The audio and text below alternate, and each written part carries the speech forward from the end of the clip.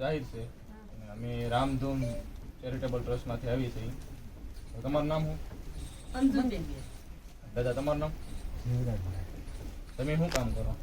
હું ત્યારે રિક્ષા આપતા. હા, ત્યારે હું લાવે નથી આપતા. તમારે પેરાલિસિસ છે? ત્યારે હું લાવે 5 વર્ષ.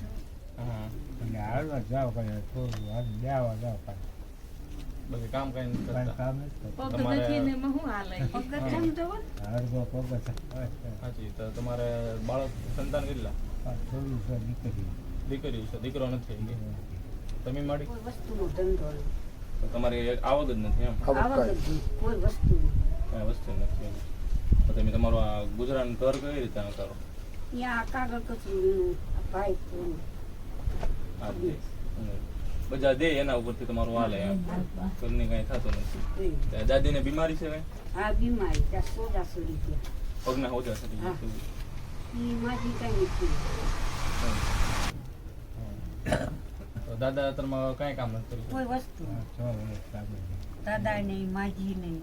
માજી કઈ નથી કરતા? ના, માજી 2 બીમાર વર્ષ બીમાર છે. બીમાર છે. ચોમાસામાં કઈ તકલીફ પ્રોબ્લેમ પડે?